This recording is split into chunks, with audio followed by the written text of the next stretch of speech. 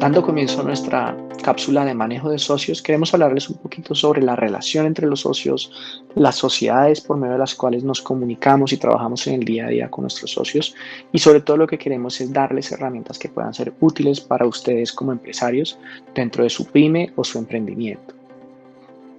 En primera instancia vamos a hablar sobre la sociedad. La sociedad es el tipo de unión y la definición dentro de un marco jurídico que nos permite trabajar con otras personas, con nuestros socios. Y son, por supuesto, las definiciones iniciales de cómo va a ser ese día a día, cómo va a ser nuestra relación, en qué nos vamos a entender, cómo va a administrarse esa empresa que se está constituyendo, y por supuesto pues hace parte de uno de los temas claves a tocar.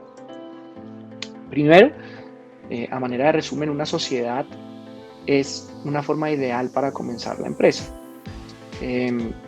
No siempre es la mejor forma con la cual nos podemos organizar como negocio, porque pues obviamente esto puede representar conflicto por el mal manejo que puede haber de todo esto, ¿sí?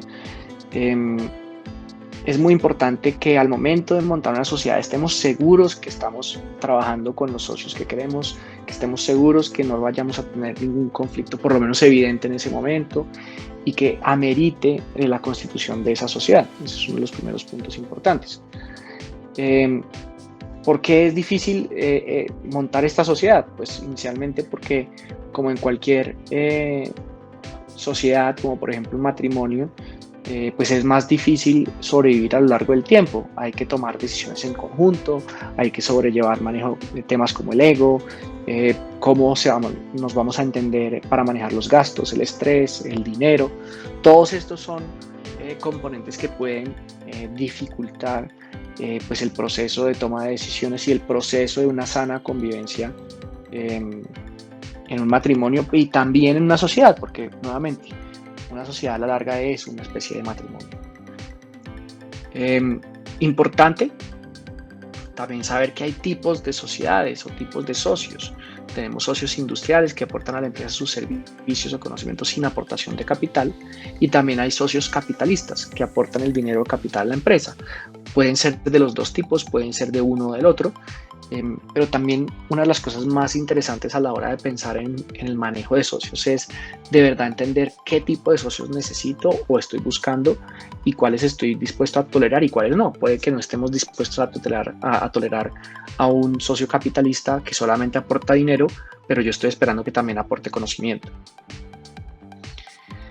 También la sociedad está compuesta por una asamblea de socios, que es un órgano supremo de la sociedad y que por lo menos debería reunirse una vez al año.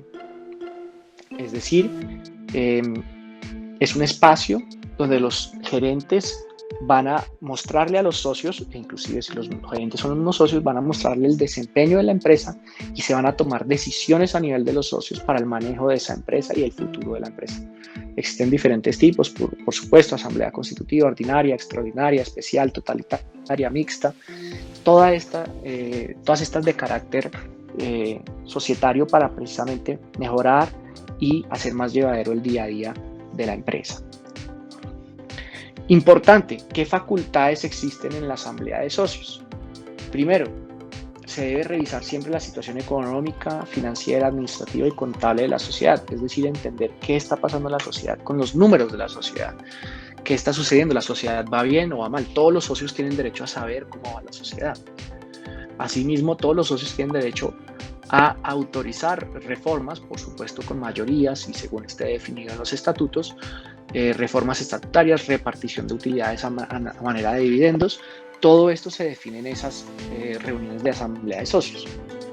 Y también se reúnen para discutir, aprobar, modificar o reprobar situaciones gerenciales, es decir, si los gerentes están cumpliendo o no con las expectativas de los socios y qué debe cambiar para que o qué debe continuar para que el gerente siga haciendo un buen trabajo a ojo de las expectativas de los socios. Hay que tener presente que en muchos casos, sobre todo en las pymes, el socio también es gerente y por lo tanto pues no deja de ser importante considerar el hecho de que también al ser parte y parte, pues los otros socios tienen que estar también pendientes de lo que va sucediendo con ese socio gerente. Algunas tips o recomendaciones que también nos parecen súper importantes a tener en cuenta, sobre todo en la forma como debemos llevar esta sociedad. Importante, a pesar de que todos hemos escuchado más de una vez historias de socios que acaban en peleas, incluso en juzgados, como dice ahí, la clave de la buena resolución de conflictos es ojalá haber llegado a buenos acuerdos cuando la relación es buena. Es decir, es muy importante aprovechar ojalá desde el principio, y si no, si digamos en cualquier momento es bueno, pero ojalá lo más temprano posible, hacer buenos acuerdos. Es decir, cuáles son la visión que tenemos en común como negocio, hacia dónde queremos llevar el negocio, cuáles son los valores del negocio que aceptamos y que no aceptamos como empresarios que suceda en nuestra empresa. Entender también los diferentes tipos de socios, es decir, ok, tenemos un socio que es capitalista y que de pronto no va a participar tanto, pero aportó un dinero inicial. Todo esto es importante a la luz de resolver esos posibles conflictos que se puedan dar a futuro.